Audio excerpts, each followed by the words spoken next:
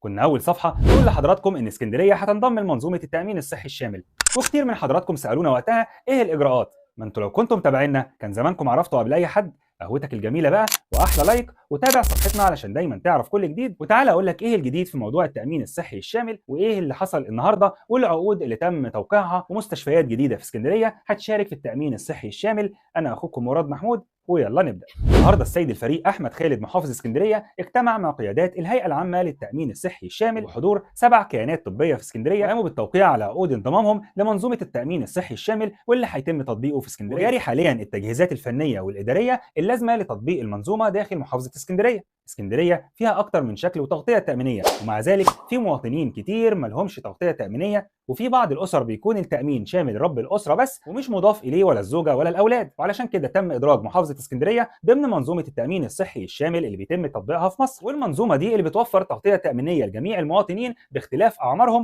وباختلاف الاماكن اللي شغالين فيها. علشان لما اتكلمنا قبل كده عن التامين الصحي الشامل كتير من حضراتكم بدا يسالنا هل مرتبط بسن معين، هل مرتبط بوظيفه معينه.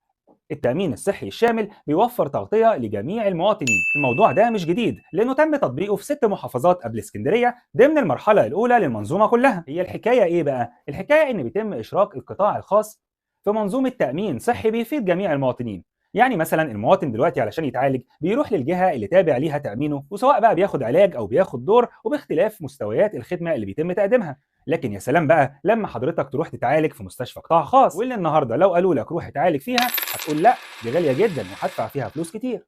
لكن من خلال منظومه التامين الصحي الشامل حضرتك بيكون ليك تغطيه تامينيه، وبيكون ليك الحق ان انت تروح تكشف في افضل المستشفيات، ان انت تعمل تحليلات في افضل المعامل، ان انت تعمل اشعاعات في افضل مراكز الاشعه.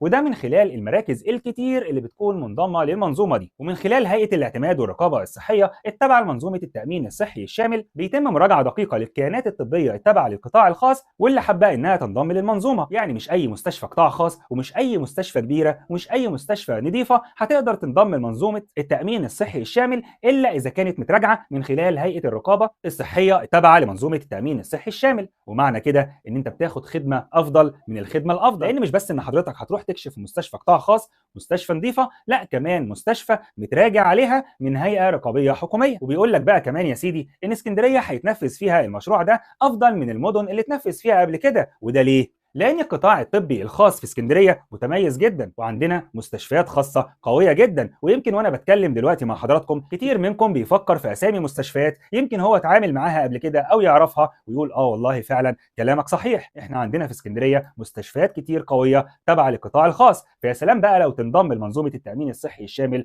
وتكون ضمن منظومة بتعالج المواطن العادي وبشكل تأميني. ومتفهم إن ممكن يكون في رسوم رمزية للخدمة دي، لكن بالمقارنة مع جودة الخدمة الطبية اللي هيتم تقديمها من افضل المستشفيات في المحافظه، وبالمقارنه كمان انها هتوفر تغطيه لجميع المواطنين اللي اصلا ممكن ما يكونش ليهم تامين من الاساس، يبقى اكيد الرسوم دي بتكون زهيده. ايه بقى الجديد وايه اللي حصل النهارده؟ زي ما قلت لحضراتكم السيد الفريق احمد خالد محافظ اسكندريه اجتمع بقيادات هيئه التامين الصحي الشامل و7 من الكيانات الطبيه المتواجده في اسكندريه وبتقدم خدمات طبيه بشكل متميز جدا، منهم مستشفيتين تابعين للحكومه و5 كيانات تابعين للقطاع الطبي الخاص. وقاموا النهارده بتوقيع عقود تقديم الخدمه الطبيه ضمن منظومه التامين الصحي الشامل وقت تنفيذه في اسكندريه، زي ما قلت لحضراتكم بعد ما يتم الانتهاء من التجهيزات الفنيه والاداريه اللي جاري تنفيذها حاليا. من ضمن الكيانات الطبيه اللي انضمت النهارده للمنظومه مستشفى برج العرب الجامعي لعلاج الاورام، وكان لنا الشرف قبل كده اننا ننقل لحضراتكم صوره كامله للمستشفى الجامعي المتخصص في علاج اورام الاطفال على الطبيعه لما صورنا هناك في المستشفى ونقلنا لحضراتكم التجربه كامله، وازاي ان المستشفى الجامعي الوحيد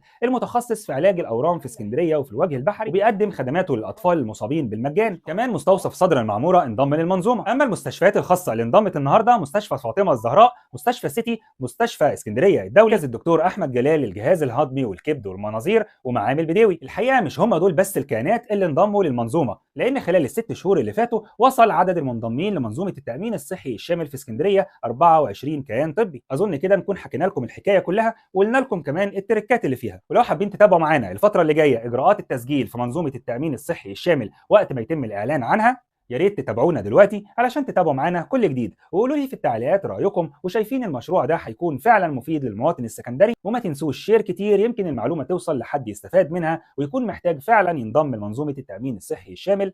اخوكم مراد محمود وشكرا لكم.